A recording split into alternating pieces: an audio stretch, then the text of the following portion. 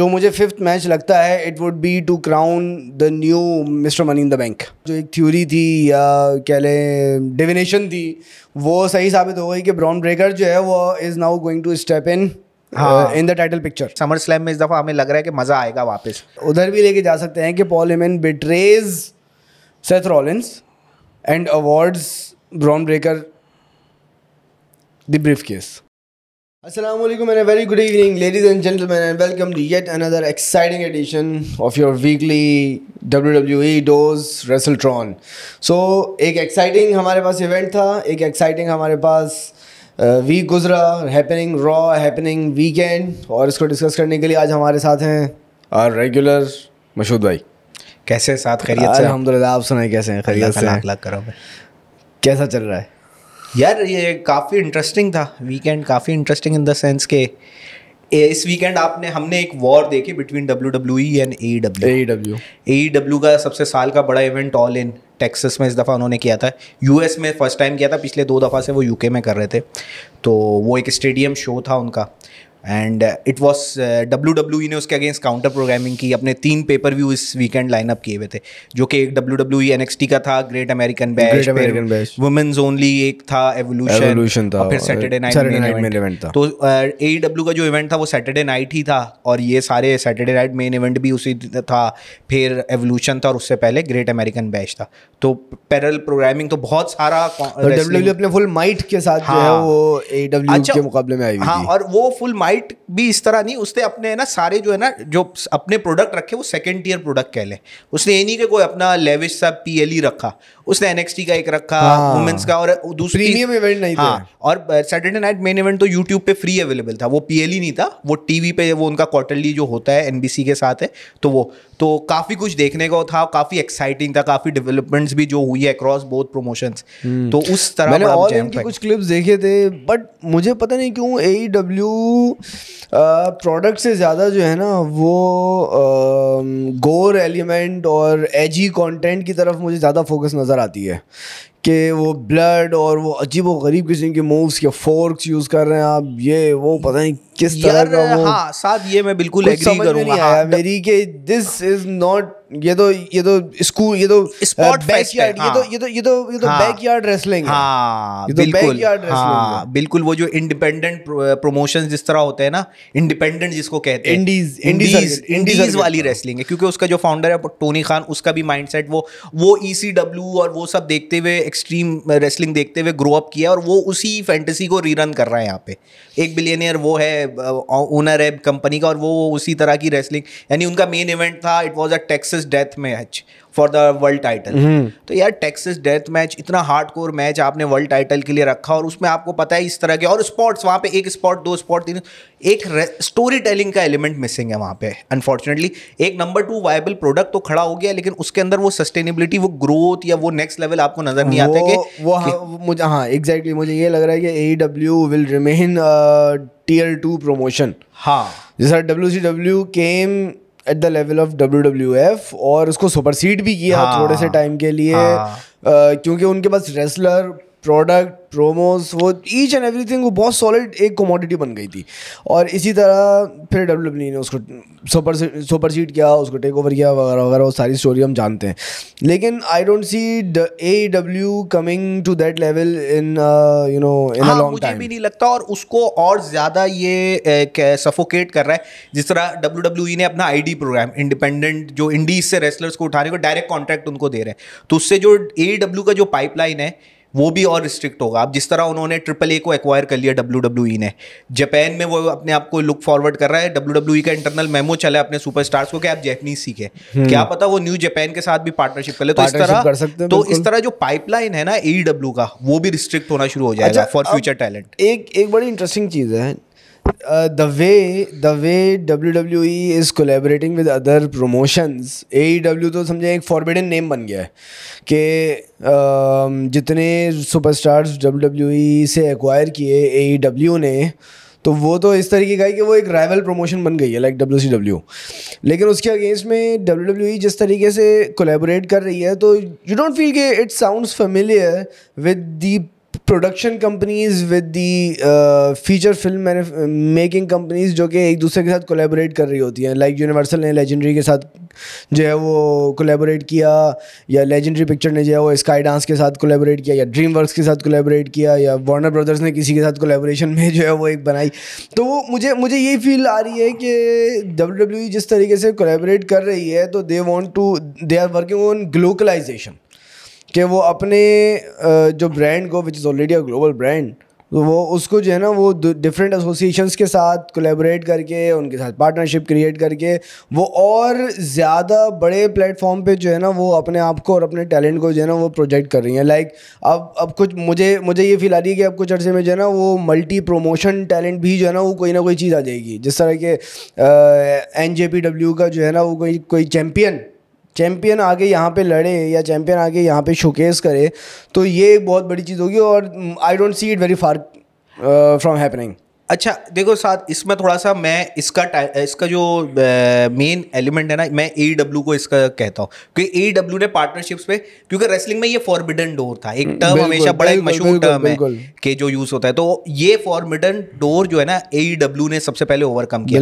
उसने ring of honour के साथ कोलैबोरेट किया, फिर उसको एक्वायर कर लिया, TNA के साथ किया, मैक्सिको में CMLL के साथ किया, न्यू जापान किया, तो उसने ना सबके साथ कोलैबोरेट करके. अच्छा जो AEW की पार्टनरशिप मॉडल था वो बड़ा एक्सप्लॉयटेटिव टाइप का था. वो उसके टॉप स्टार्स को अपने पास टोनी खान साइन कर लेता था, वहां जाता था, देखता था और साइन कर लेता था. इस वजह से ए प्रमोशंस को काफी टैलेंट उनका वो है ना एक तरह से ले लेता था अपने पास. लेकिन WWE जिस अप्रोच के साथ गया, जिस तरह TNA के साथ गया है, TNA का कोई टैलेंट उसने ठीक है जॉर्डन ग्रेस और को लाया है, लेकिन उसके अलावा जो पार्टनरशिप है ना वो बड़ी उसने कोलैबोरेटिव है कि भाई ट्रिक विलियम्स को अपना ही टैलेंट को उनका चैंपियन बना के वहां पे भी ले जा रहा है, यहाँ पे भी एक्सप्लोर कर रहा है.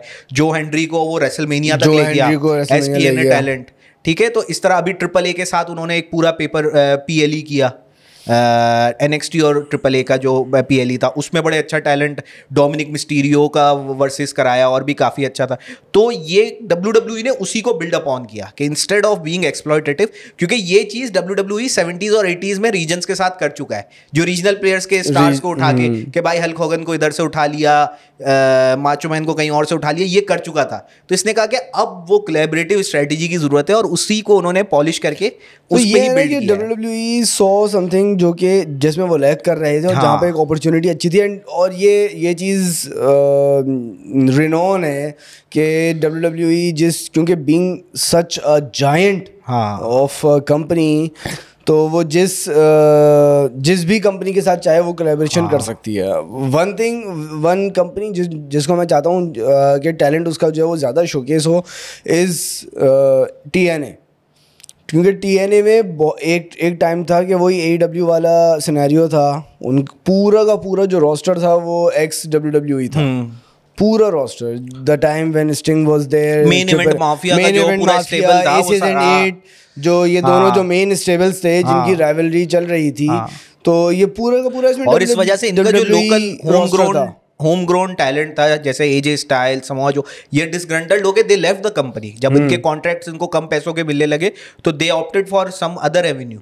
तो इस वजह से AJ Styles now has spent more time in WWE than he had spent in TNA. लेकिन मुझे स्टिल ये लगता है कि TNA वाला जो टाइम था ना वो it takes the edge over उसका पीक था WWE.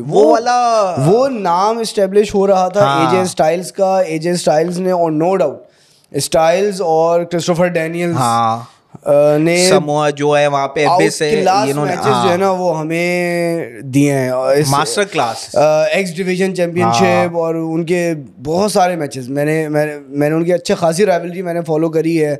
The time Chris Sabin, AJ Styles ये और क्रिस्टोफर डैनियल, समोआ जो, ये सब आपस में पिक्चर में थे. और अच्छा क्रिस्टोफर डैनियल्स और AJ स्टाइल्स की जो है वो समवॉट जो फ्रेंडशिप है, जो रिलेशन है, वो ट्रिपल एच शॉन माइकल वाला है. क्योंकि जो इफ़ आई रिमेंबर करेक्टली कि स्टाइल्स का एक बेटा है जिसका नाम उसने जो है वो क्रिस्टोफर डैनियल्स के उस पर रखा हुआ है. बिल्कुल. तो they have a very good friendship, brotherly relation है उनका. तो खैर क्रिस्टोफर डैनियल्स लेकिन जो है ना वो एक स्टिंग या वॉरियर की तरह का जो है ना वो WWE के लिए एक फॉरबिडन फ्रूट बन गया है। हाँ, जिसको वो तो WWE बहुत अरसे से एक्वायर करने की कोशिश कर रही है, लेकिन वो AEW में है अभी। AEW के बैक स्टेज प्रोड्यूसर भी है, कभी कभी ऑन स्क्रीन भी आता है एज टैलेंट। इन रिंग तो रिटायरमेंट हो गई है उसकी, तो वो सारी चीज़ें क्रिस्टोफर डैनियल्स उधर है। लेकिन हाँ, ये मुझे एक बड़ी वो है कि जिस तरह WWE एक्सपेंशन कर रहा है, यानी AEW नंबर 2 ही दिखता है in the near future. There is no possibility, क्योंकि टोनी खान ने बड़ा क्या even in the long future, long term में भी, इन द लॉन्ग रन वो एक टियर 2 या नंबर 2 प्रमोशन ही नजर आ रही है। एक्सेप्ट कि यहाँ से कोई बहुत बड़ा नाम लाइक रॉलिंस या रेंस, जो कि मुझे नहीं लगता कि इन एनी अब जिस तरह वे जो है वो WWE इनको लेट गो करेगी नहीं। और मेरे ख्याल में AEW का एक ये भी बड़ा मसला है कि वो नए टैलेंट को लाके उस तरह वो उसको पुट ओवर नहीं कर पाती है, क्योंकि उनके पास गया है टैलेंट। ये नहीं है कि उनके पास एज गया, उनके पास जॉन मॉक्सली गया है, ठीक है, तो उनके पास टैलेंट गया। अभी बॉबी लैशली गया, शेल्टन बेंजामिन गया, ठीक है, they are the tag team champion और सारा कुछ है, लेकिन वो पुट ओवर करने की जो एबिलिटी है ना, वो मोमेंटम लूज कर देते हैं। अच्छा, मुझे नाउ आई फील के क्यों WWE जो है ना, यानी कि यहाँ पे बात मानना पड़ेगी कि दे हैड द साइट। मुझे पता नहीं क्यों Moxley more of a wrestler या बैकयार्ड ब्रॉलर मुझे ज़्यादा फील होता है, फिस्ट फाइट वाला, रादर देन रेसलर, और जो एक कंप्लीट पैकेज होता है। Like if you compare Rollins और रेंस और पंक फॉर दैट मैटर, इवन पंक और कोडी रोड्स, और आप उसको कंपेयर करें जॉन मॉक्सली के साथ, क्योंकि अगर मैं इनको टर्न करूं तो मैं इनको एक सेम लाइन में रखूंगा, एक ही स्ट्रेटोस्फीयर में होना चाहिए इनको। मैं इनको सेम लाइन में रखूंगा, क्योंकि इफ यू रिमेंबर करेक्टली कि Cody Rhodes won the WWE tag team championship from shield when Rollins and Reigns and dean Ambrose, John Moxley. मैं सोच रहा था John Moxley, dean Ambrose, whatever. तो जब ये टैग टीम चैंपियंस थे तो जो है वो इनसे जीते, तो they are of the same category नहीं। और इनकी जिस तरह देखें तो रॉलिंस, रेंस, कोडी रोड्स किस लेवल पे एलिवेट हो चुके हैं, और मॉक्सली वही ब्रॉलिंग कर रहा है, वही डेथ मैचेस, वही वो अभी तक डेथ मैचेस पे रिलाई कर रहा है। Death matches are publicity stunts, ठीक है ना, जो न्यू जैक या विक ग्राइम्स जैसे रेसलर खेल के वो मार्क्स के लिए वो इंडीज की गेम है भाई, proper long term story telling death matches से नहीं होती है। लॉन्ग टर्म स्टोरी टेलिंग के लिए आपको week in week out proper wrestling matches आपको करने होते हैं, जो कोरियोग्राफ्ड हो, इस तरह सीक्वेंस्ड हो। Over the weekend Goldust won the TNT heavyweight championship, वो एक बहुत बड़ा जो है वो इवेंट था गोल्डस्ट के लिए। उसमें भी अनफॉर्चुनेटली उसका एक वो था कि Adam Cole was the TNT championship, उसका फिर से कंकशन का वापस आया and he is now retiring from in ring performance. तो काफी ट्रिब्यूट्स आए उसको और काफी वो था।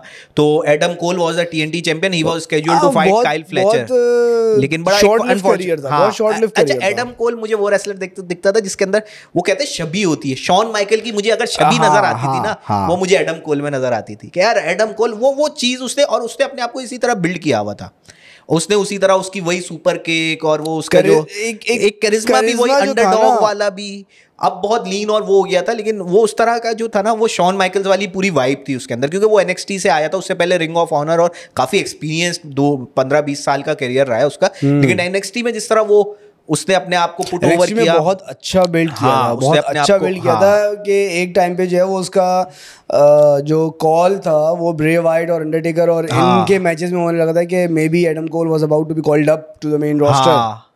तो वो उससे अपने आप को बड़ा वो एडम कोल बेबे वो उस तरह करके, तो वो वाली चीज, वो सारा चीज उसके साथ वो था। लेकिन अनफॉर्चुनेटली इंजरी प्रोन भी था, इंजरी प्रोन बहुत रहा है। अभी भी रिसेंटली उसने कमबैक की थी इंजरी के साथ पे, TNT चैंपियन बना था, और इस दफ़ा ऑल इन में भी उसका वो था, लेकिन सडनली उसकी एक वो मेडिकल रिपोर्ट्स की वजह से दिखा है। तो ही अब लॉन्ग टर्म पता नहीं, क्योंकि रेसलिंग में अब रिटर्न्स हो जाती हैं ड्यू टू मेडिकल एडवांसेस, लेकिन अभी उसने ही has retired from in ring. We have seen two main medical, भाई Edge return Edge and Daniel Bryan, ये दो बड़े एग्जांपल जो मेडिकल ग्राउंड्स पे रिटायरमेंट जिन्होंने ली थी, and then they made their good comeback. जो भी एज ने तो बहुत फिनोमिनल कमबैक दिया। जब वो रॉयल रंबल में उसने जो कमबैक दिया था, वो मैं कहता हूँ one of the biggest comeback in WWE history है वो। बिल्कुल ऐसा ही है। जब वो नंबर 27 पे उसने एंट्री दी, ओ भाई वो म्यूजिक बजी। Number 27 is, if you remember कि number 27 is the luckiest number सबसे ज्यादा जो विनिंग्स हुई हैं रॉयल रंबल की वो नंबर 27 को हुई हैं। तो वो वाली चीज। अच्छा उसी रॉयल रंबल में याद, if you remember the spot, हम थोड़ा सा डाइग्रेस कर रहे हैं लेकिन चलो। हाँ, लेकिन उसी रॉयल रंबल में एज ने आदि सबको जो है वो स्पीयर्स किए थे। और यू रिमेम्बर कि जब एज ने एजे स्टाइल्स को स्पीयर किया था, क्या हुआ था? एजे स्टाइल्स का जो है वो शोल्डर डिसलोकेट हो गया था। If you go to the clip, तो एज ने उसको स्पीयर किया and AJ Styles took the roll over. तो जिस तरीके से रोल हुआ था तो उसका लेफ्ट शोल्डर जो है वो डिसलोकेट हो गया था, तो जिसकी वजह से Styles had to be eliminated way sooner than he was actually. उसको लास्ट 3 में होना था। यस हाँ, उसको लास्ट 3 में होना था एंड ही वाज, इस दफा वो सीएम पंक के साथ हुआ था लास्ट। तो ये रॉयल रंबल में हो जाता है मुझे लगता है। अच्छा, रॉयल रंबल में होती है कि जब उनको थ्रो आउट किया जाता है ना, तो वो कहीं ना कहीं उनको एलिमिनेशन पे होता है। जिस तरह जॉन सीना को बिग शो ने एलिमिनेट किया था, उसका नी गया था। फिर इसी तरीके से वेड बैरेट के भी जो है वो इंजरी हो चुकी है, और we have seen this AJ Styles और सीएम पंक। तो वो होता है क्योंकि रॉयल रंबल में इन रिंग इतने सारे लोग होते हैं और वो एक प्रॉपर मैच वाली कोरियोग्राफी नहीं होती ना, आपको एक रिंग सेंस होता है सारा, तो उसमें इंजरी होने के भी चांसेस भी बढ़ जाते हैं।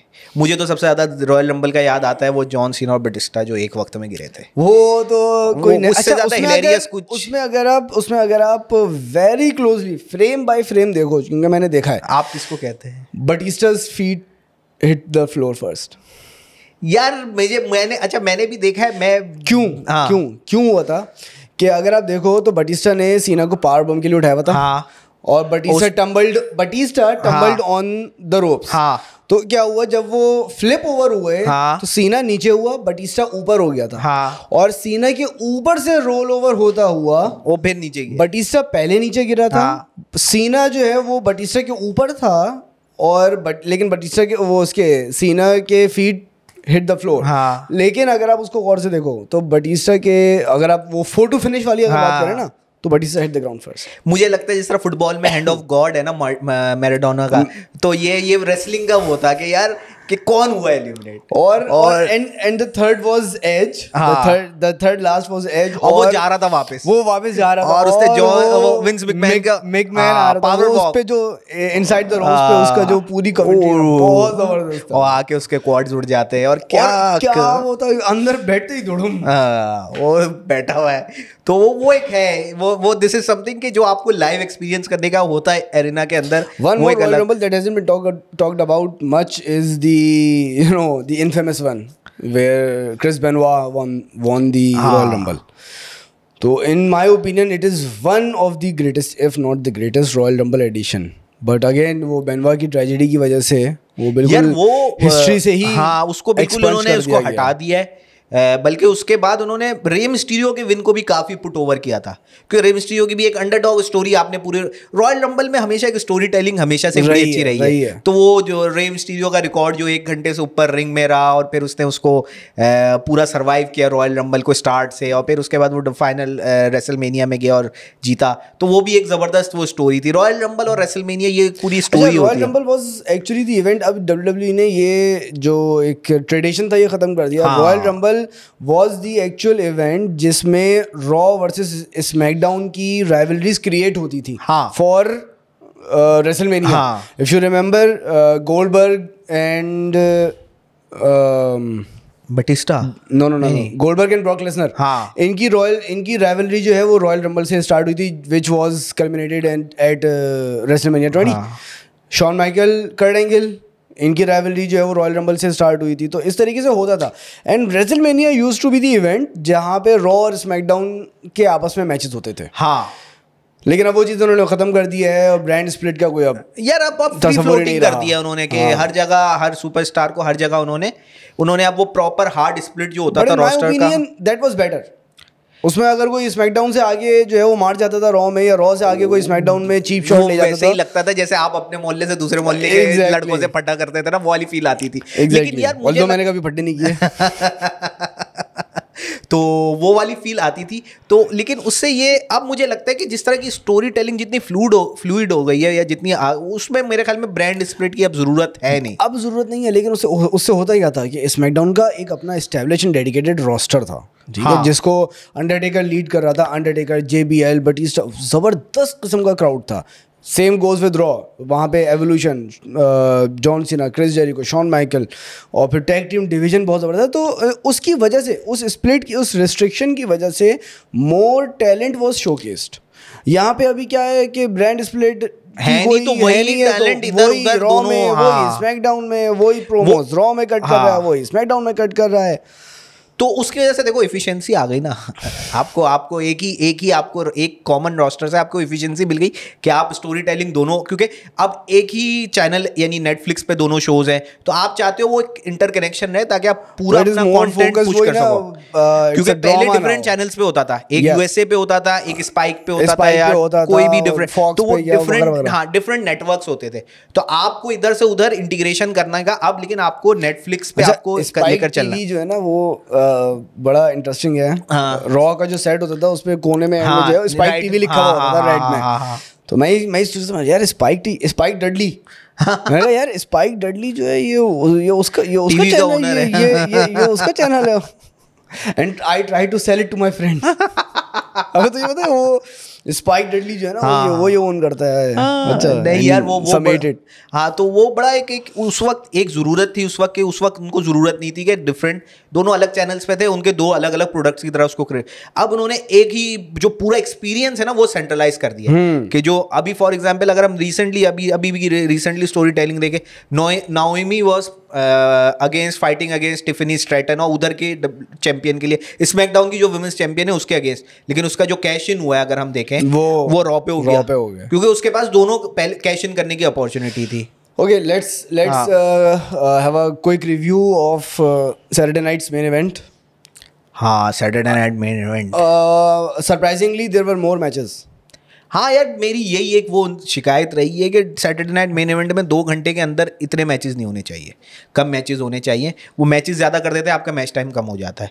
तो वी सॉ कि हमने सेथ रॉलिंस और एले नाइट का मैच देखा। The highlight of the event was Rollins again. अच्छा, रॉलिंस भी प्रोन टू इंजरी हो चुका है, और जिस तरह Randy Orton's neck, Shawn Michaels back, Seth Rollins knee जो है ना वो इसकी अकेलीज हील बन गया है। अच्छा सेथ रॉलिंस का इंजरी प्रोन है, लेकिन वो जब भी आता है ना वो एक वर्क हॉर्समैन वाला स्टाइल जो है ना उसका, कि कंटिन्यूअस लगे रहने का, वो एक होता है ना कि यार वो टाइम ऑफ नहीं लेता। हाँ, वो टाइम ऑफ नहीं लेता, लगा रहता है एज कम्पेयर टू अगर आप रोमन रेंस देखें, दोनों एक ही टॉप कार्ड के रेसलर्स हैं। रोमन रेंस के अपीयरेंसेस लिमिटेड, ठीक है, ये लगा हुआ था, ये अभी उधर ट्रिपल थ्रेट मैच जीता, उसके बाद स्टेबल क्रिएट करने के बाद इसी वजह से I would rate Seth Rollins even higher than Roman Reigns, because Roman Reigns जो है ना वो अब कुछ उस तरह की कैटेगरी में चला गया कि मैं पार्ट टाइमर वाली, कि मूड होगा तो लड़ेगा, या इस तरीके से ज़्यादातर उसकी जो है प्रोमो वाली अपीयरेंसेस होते हैं।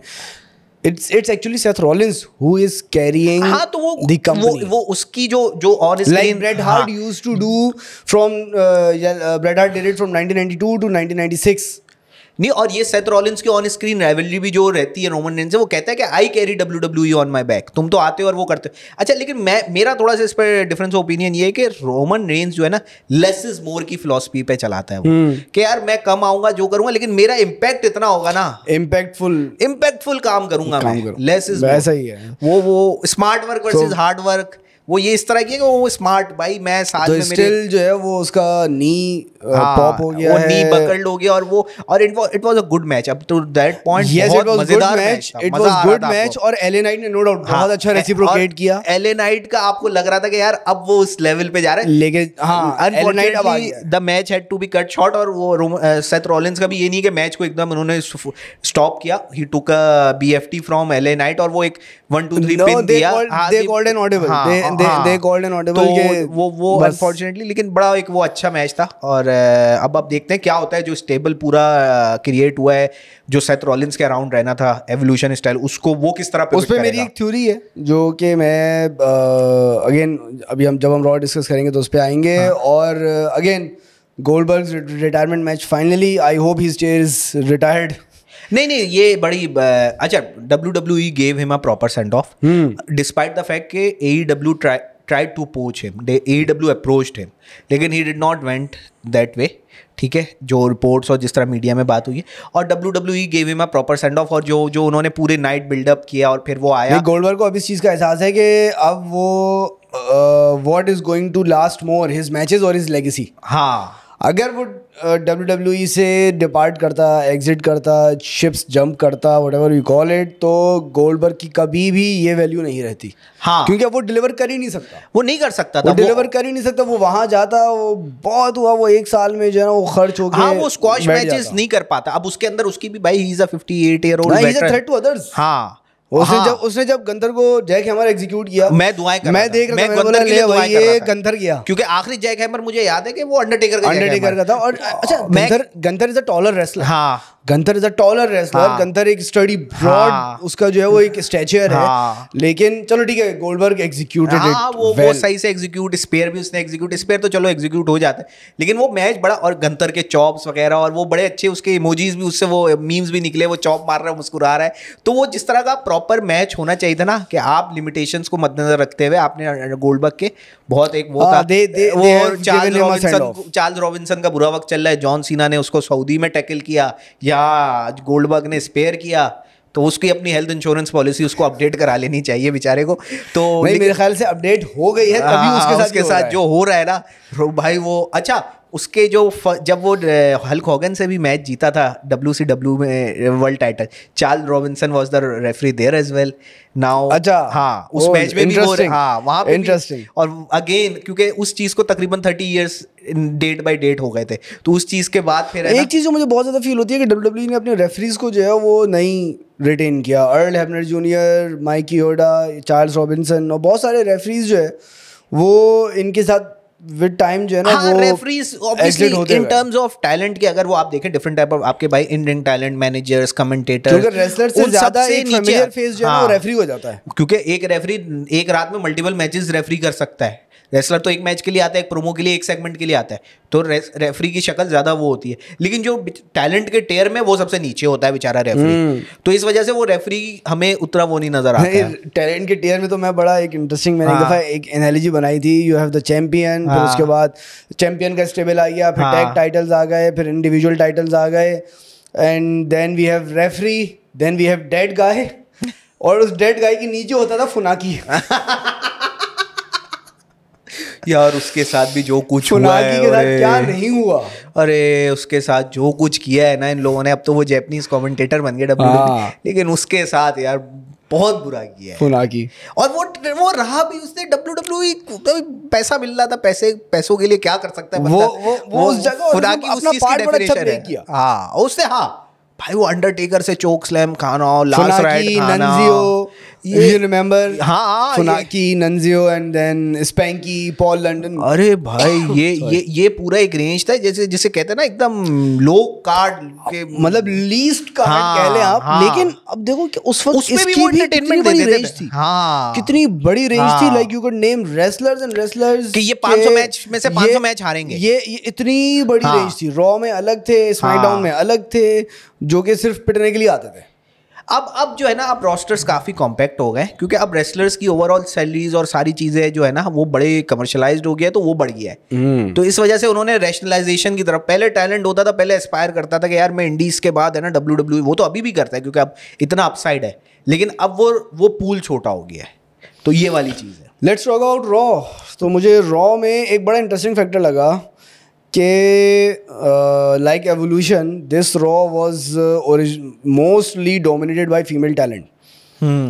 Rhea Ripley, Naomi and Io Sky opened the show. उनका एक जो है वो प्रोमो कट करके फिर अच्छा आई हैड अ फीलिंग कि ये सूनर और लेटर जो है ना ये ट्रिपल थ्रेट में आपस में जो है वो फेस ऑफ करेंगी। तो और वही हुआ कि उनका जो है वो ट्रिपल थ्रेट का मैच, वो एडम पियर्स आया, एडम पियर्स ने देखो अब वही माइलस्टोन बाय माइलस्टोन चलते हैं ना। अब इन्होंने ये वीकेंड कर लिया Evolution Saturday Night Main Event, अब समर स्लैम आ रहा है। समर स्लैम इस दफा this time around this is the first SummerSlam 2 nights. तो 2 नाइट्स के लिए आपको आराम से 5-10 मैचेस तो करने ही है at least, at the very least. पर नाइट आपको 5 मैच के हिसाब से 2.5-3 घंटे का पेपर व्यू अगर PLE करना है दोनों नाइट का, तो 10 मैचेस के लिए अब आपको बनाने होंगे मैचेस। 4-5 मैचेस तो अभी हम काउंट कर सकते हैं। ये ट्रिपल थ्रेट हो गया, फिर मोस्ट प्रोबेबली समर स्लैम पे जो है वो डोमिनिक मिस्टेरियो और AJ स्टाइल्स होगा, and then we have both championship matches, John Cena and Gunther, इन दोनों के मैचेस होंगे। और जो मुझे फिफ्थ मैच लगता है, it would be to crown the new mister money in the Bank. Money in the Bank तो अलग पीएलई हो गया ना। मनी इन द बैंक अलग पीएलई है, लेकिन अब इनको मनी इन द बैंक का ब्रीफकेस किसी ना किसी को तो देना है।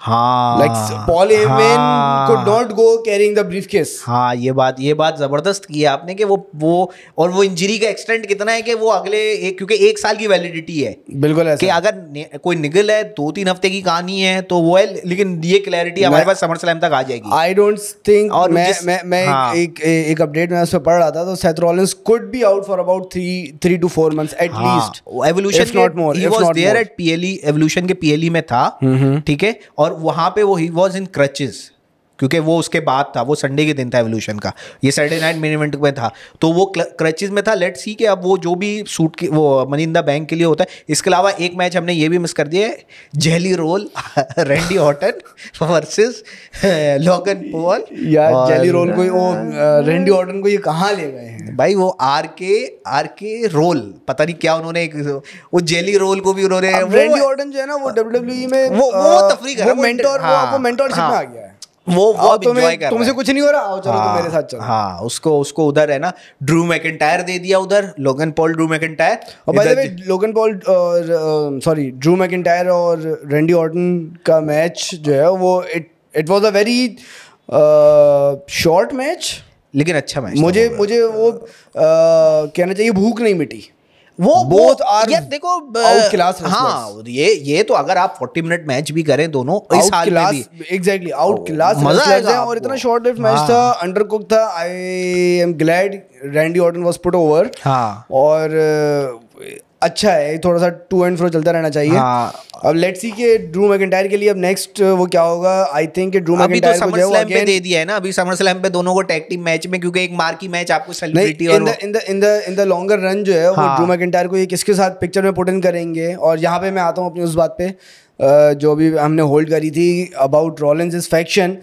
तो उसमें आपकी एक जो फोरकास्ट था, जो एक थ्योरी थी या कह लें डिविनेशन थी, वो सही साबित हो गई कि ब्रॉन ब्रेकर जो है वो is now going to step in in the title picture. हाँ, और he is going to you know, हाँ, वो गुंतर के अगेंस्ट इस दफा वो उसको दिखाया गया कि भाई पॉल हेमन उसके लिए प्रोमो कर रहा था, और गॉन्टलेट मैच था जो कि सीएम पंक एंड में मेन इवेंट जीत गया, लेकिन उसमें लग रहा था कि ब्रॉन ब्रेकर ले जाएगा। हाँ, एक टाइम था कि मैं भी थोड़ा सा स्केप्टिकल था कि यार ये ब्रॉन ब्रेकर को ले गया, मैं ये ले जाएगा ब्रॉन ब्रेकर, और ये he is headlining SummerSlam. See now it makes sense. Even without Seth Rollins, Braun Breaker and Bronson Reed and Paul Heyman. हाँ, this makes sense. हाँ, this absolutely makes sense. This makes sense. This trio makes sense. और Paul Heyman जो है ना वो यहाँ पे इन दोनों को सपोर्ट कर सकता है। They can they can be elevated to a next level. Paul Heyman का ये अब जो है ना वो भाई Paul Heyman can put them over on mic, और इनके जो अपने खुद ये माशाल्लाह से इतने पॉलिश टैलेंट हो गए कि ये दोनों अपनी गेम बना सकते हैं उसके पास। और दोनों के मूव्स भी फाइनल जो मूव है सुनामी और स्पेयर, बड़े मजेदार मूव है। स्पेयर उसका नो डाउट बहुत जबरदस्त, और अब तो गोल्डबर्ग भी रिटायर हो गया। अब वो अभी कौन डायमंड डेलिस पेज या कोई बोल रहा था कि स्पेयर को सिर्फ है ना ब्रॉन ब्रेकर लास्ट उसमें एक कवर किया है। हाँ, तो वो इनको कर देना चाहिए इसको कि भाई यही बंदा है, ये जे उसो से। But the elephant not in the room is Roman Reigns has made his comeback. हां, he has come back at the end of the Raw, और उसने जो है वो पंक और जे उसो को जो है वो सेव किया। उसने जे उसो को उठाया लेकिन पंक को नहीं उठाया। तो इससे हमें एक और मैच जो है वो समर स्लैम में मिल सकता है, which is going to be again the original blood line and the faction. हाँ, और वो against Bronson Reed and Bron Breakker, वो हमें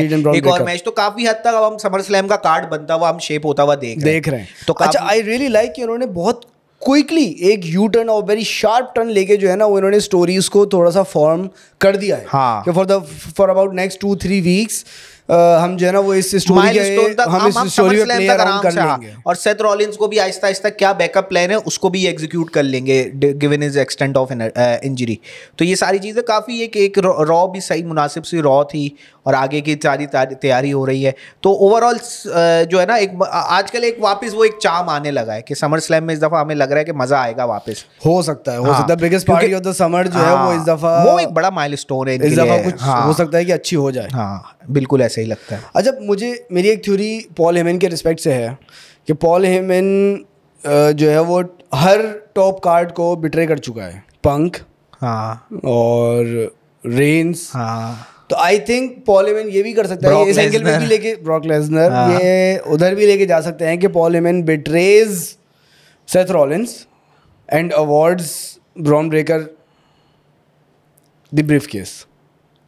यार ये अवॉर्ड करने की पावर तो उसके पास पॉल हेमन के पास कहाँ से, ये एक वो होगा मे बी। हाँ यानी वो है कि वो pulling out a rabbit from head वाली बात है कि ये हो तो सकता है कि यार तुम नहीं हो तो उसके बाद तुम ही हो, सेथ रॉलिंस नहीं कि तुम ही now you have to step up. या फिर जब रॉलिंस आए मे बी रॉलिंस की जो है वो एक एंट्री ये एक अपीयरेंस एक वन ऑफ एक्सपीरियंस कर दे। इंजर्ड रॉलिंस जो है वो इंजर्ड है और इंजर्ड उसको जो है वो बिट्रे कर दिया, he takes him out of the picture.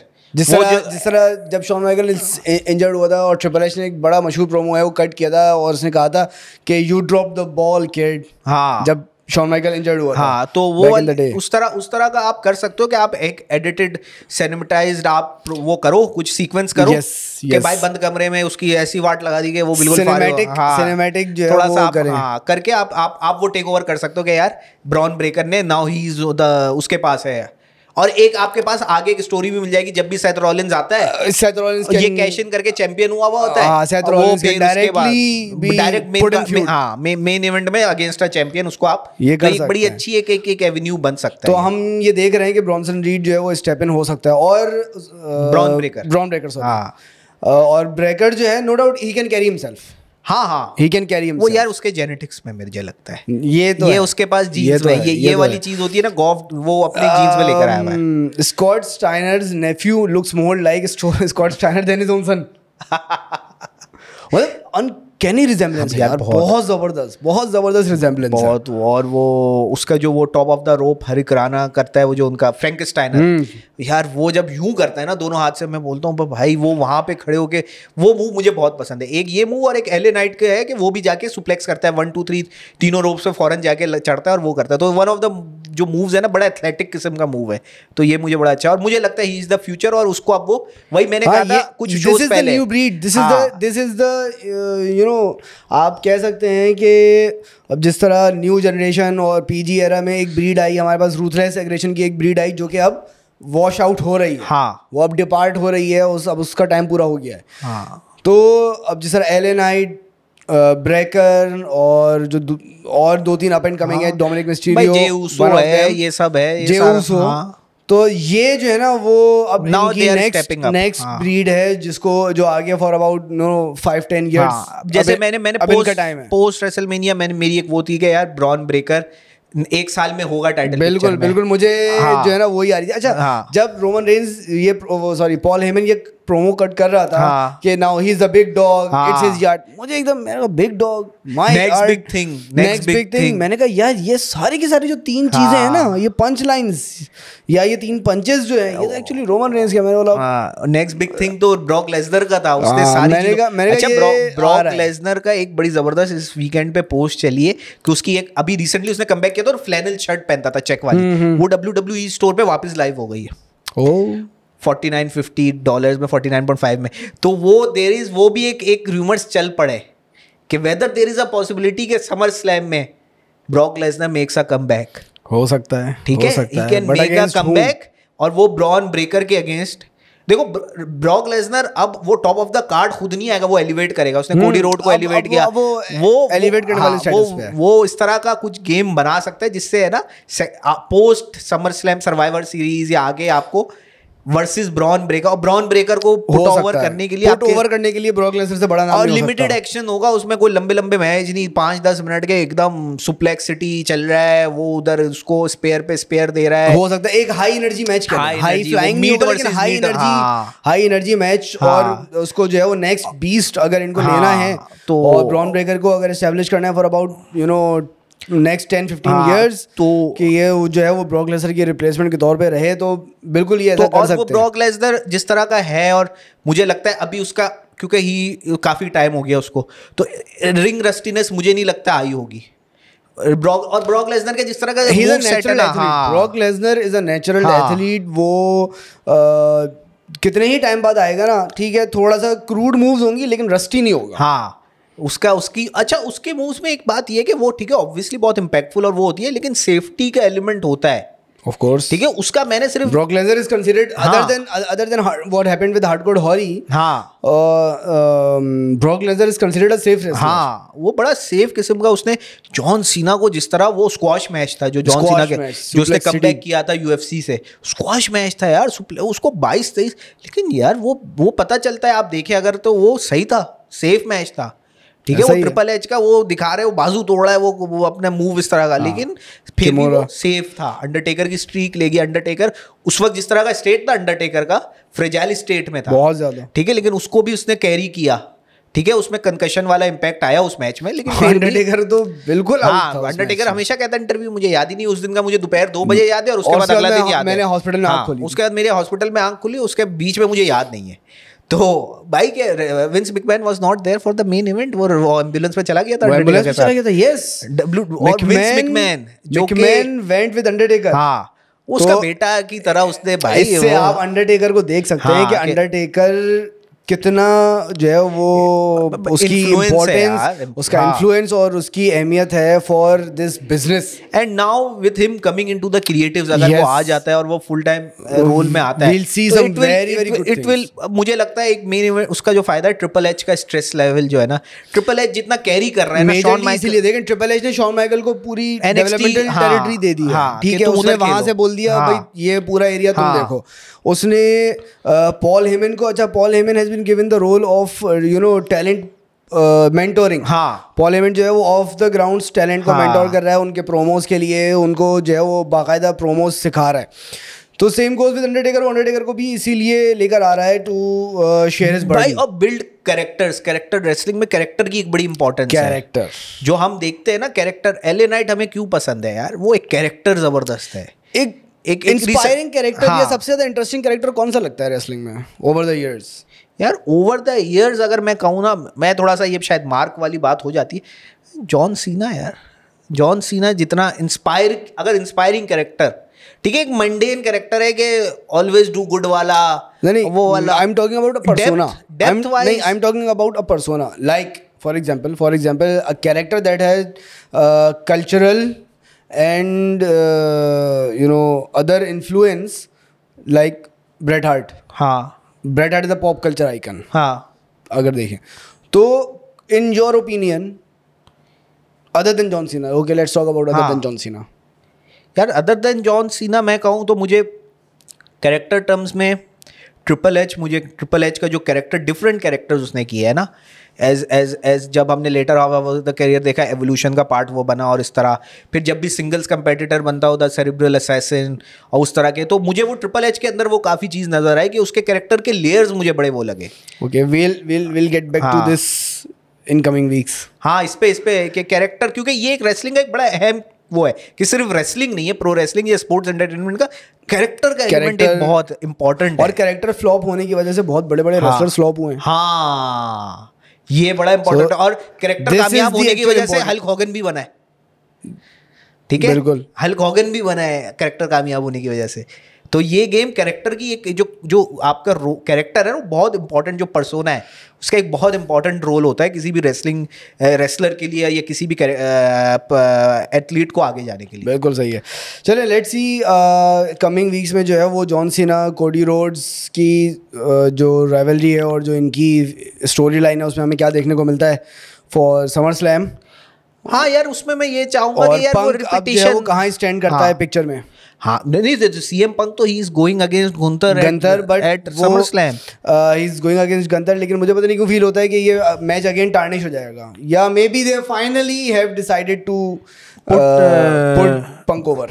नहीं यार, गुंतर को अभी वो एक ही पहला उसका मेरे ख्याल में डिफेंस था ना, पहला डिफेंस होगा, गोल्डबर्ग के अगेंस्ट पहला था, ये दूसरा होगा, ये दूसरा होगा, लेकिन यार they can carry the feud till Survivor Series और maybe Royal Rumble। नहीं, लेकिन उसके बाद गुंतर को आप फिर इतना बरी करेंगे, अभी वो नहीं बरी नहीं होगा ना, बरी नहीं होगा। सी ये जो है ना वो क्रिस जेरिको और रैंडी ऑर्टन वाली, या क्रिस जेरिको और ट्रिपल एच वाला एक सीन होगा, 50 दिन 40 दिन 40 दिन 50 दिन, या रॉक और स्टोन कोल्ड का जैसे हमने देखा था कि वो फ्रीक्वेंट टाइटल चेंजेस होंगे।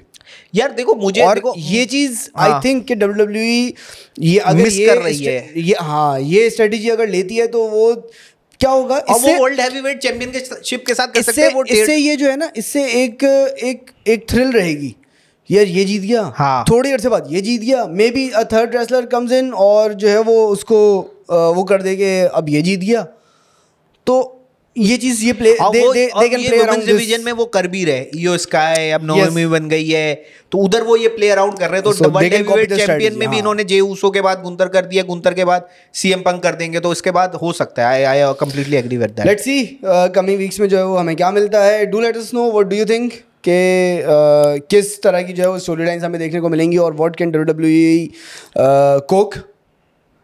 सी you next week, take care, good bye.